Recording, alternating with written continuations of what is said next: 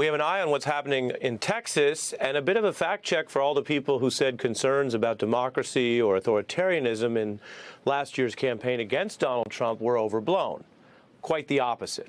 Indeed, you don't have to take anybody's word for it. You can see it happening out of Trump's own mouth and in the action on the ground in Texas.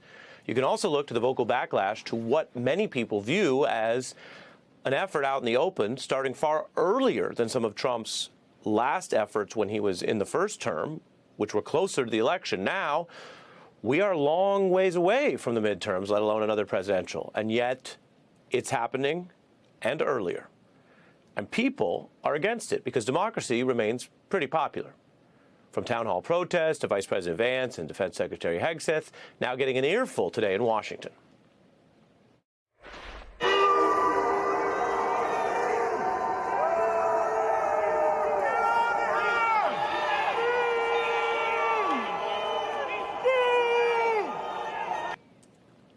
There are a range of concerns, and we can't always interpret boos exactly by their intent, but democracy is one of the big issues. Texas Democrats are also trying to stand up against something that most modern Republicans would have criticized any time before the MAGA era, and that they certainly still are suing to stop when it happens to them in California. But this is what Republicans are doing, a blatant power grab in an off-year, unusual time to carry out what Trump demanded, to change the rules in the middle of the game to try to get more seats because they are worried about losing a free and fair election in these upcoming midterms. So California Democrats are saying it's time or past time to fight fire with fire. If Republicans are able to strong-arm these tactics in Texas, California Dems, led by Governor Newsom, say they will cancel it right out using their powers in real time. No more long-winded speeches about precedent and declining republic. They are going to do what they say they need to do to blunt what looks like a very abusive, precedent-breaking effort to redraw and kind of basically steal some of these districts in Texas. So that's one way to go at this. Trump, meanwhile, has been very blunt. He thinks that what he's doing is working. He's been censoring and attacking free speech. He's been threatening. We know all that. He's got a Justice Department that's going after some of his political opponents. And he's made false claims that are blatant. He's going after mail-in voting. And then he's been doing an old Trump style of laundering and raising things and then saying, oh, he's only joking. Russia, if you're listening. And then his aides say it was a joke. That was the very first campaign. We're way past all of that. And so joking, or maybe not, about canceling elections in wartime as he meets with a wartime leader, or toying with the idea of an illegal, unconstitutional third term, something that the Supreme Court and courts have never allowed, so he wouldn't even usually be able to get on the ballot. And yet, amidst these other campaigns I'm telling you about, he continues to muse about doing something that is flatly banned under our Constitution. You know, Vladimir Putin said something, one of the most interesting things. He said your election was rigged because you have mail-in voting. So you mean if we happen to be in a war with somebody, no more elections? Oh, that's good. I wonder what the fake news is. Yeah. No. Speaking of, We got a long time to go. We have a long time. You know, we have almost 4 years to go. And that's a long time. But despite that, so many people are saying, you've got to run again. Who's saying that? Why is he doing that? Is it to move the goalposts and then act like it's a compromise if he doesn't run for a third term and make other ongoing efforts to kneecap democracy look somehow smaller, kind of an expanding of the authoritarian Overton window, as some of the political scientists say? Or is he just getting ready to try to see if he can break the whole thing and run for a third term, turn this country into a dictatorship? And you say, oh, wait a minute, that sounds extreme. It is extreme.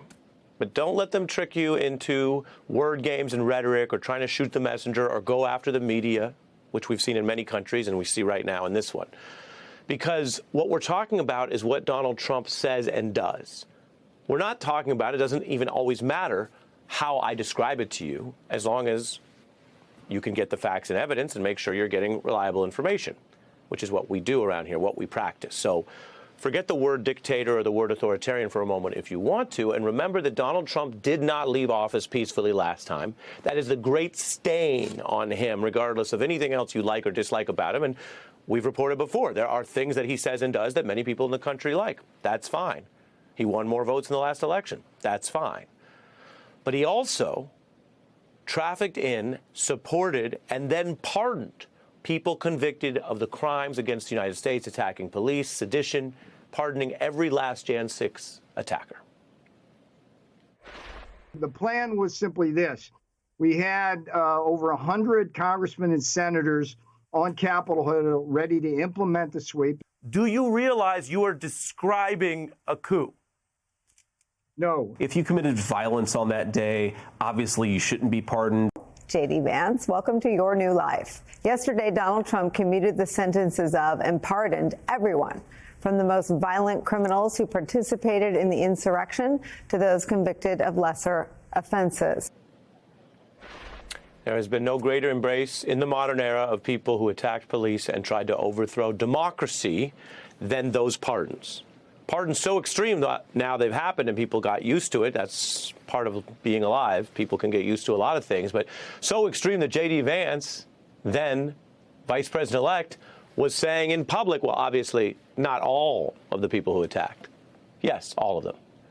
And that is the context for other things Donald Trump is doing that are not technically currently illegal. For example, the show of force in Washington is still within the legal limit of basically a month limit on that. I'm not going to get into all the details, so I'm not telling you it's technically illegal right now, although he's been testing it in California and there, and he may try to blow past that deadline. But the wider impact is a federal government using a show of force, pushing others to the side, using ICE raids not only to do immigration enforcement, which again is part of their work, but showing up at opposition party members' press conferences, sometimes getting involved in arresting them. Some of those cases dropped, others continue. The show of force is linked to the attacks on democracy. And now Republican governors say they want in. Remember, there's not a bunch of riots right now in the country. This is not historically a time where you'd have National Guard troops. And while the numbers you see are relatively small, we're showing you Republicans doing this again as kind of a little step, because who really wants to debate 135 personnel? The point is to get it started, just as Trump started in California and D.C., and now we're seeing Republican governors test this. If you don't think that this is a risk for being abused around election time, you haven't been paying attention. Meanwhile, the people being patrolled are concerned.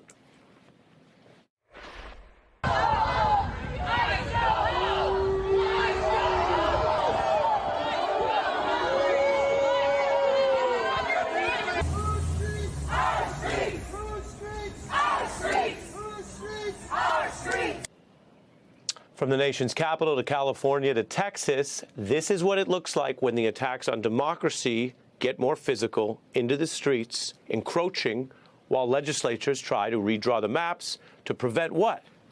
A free and fair midterm election that might dislodge one aspect of a Republican agenda right now, that from Trump to the anti-health care bill that came out of Washington to the ongoing secrecy over Epstein, an agenda that remains very unpopular around the nation. It's all just stress testing, right? And it leaks out not just from this White House, but at the state level. So from the White House, you have sending in military troops into Los Angeles, waiting to see what courts say, because if the courts say that's allowed, they will continue to do that in other cities. You see them stripping funding from Washington, D.C., and then federalizing the police and seeing how long they can do it and running the possibility of extending the 30-day deadline. And then what do you see happening in Texas? Locking members of the legislature in a building or forcing them to sign permission slips. All of the authoritarian urges of this administration are leaking out. So whether it's legal or illegal, it is definitely against the spirit of democracy that everyone, except people in this White House, have lived with for our entire lives. Molly? I think also it's important to remember that intimidation plays a big part here. This is the District of Columbia. They feel they can do it because it's not a state technically, so it is legal. But I also think there really is, this is a city that is majority minority, 90% voted for Democrats, filled with media and a lot of Democratic politicians and a lot of judiciary. So these are groups that they really want to keep in line and intimidate. So I think that's a real thing, too. Also, I want to add these checkpoints that they have where they used, it's technically legal to do checkpoints for sobriety and for car accidents, but checkpoints just because somebody is annoying you or someone doesn't look the way you want them to, that is very much out of the mainstream. Right, and it's testing it and encroaching on it, as we've seen. Jason, the absence of bad news is not good news. But I have something that is less bad news, low bar. But we had the Democratic leader, Jeffries, on this program, and we asked him exactly about these issues. And he's doing what he can within the minority powers that he has. But he also made a point that's just a sad autocratic math. It's not good news. But here's what he said about what is in danger and what might still be protected in the coming midterms. The good news is, to the extent that there's a silver lining in our electoral system, is that we don't have a national election system. It's state by state by state. And in many of the states where there will be competitive gubernatorial elections, and certainly in the overwhelming majority of the states where the House will be decided, there are Democratic governors, Democratic attorney generals, and Democratic secretaries of state. I believe it will too, Ari. I just don't know how reliable it'll be. I think sometimes we have to step back from the sort of red state, blue state thing and recognize that there are large numbers of Republicans in blue states and large numbers of Democrats in red states. And so the issue is, will a fair election be allowed at the local level?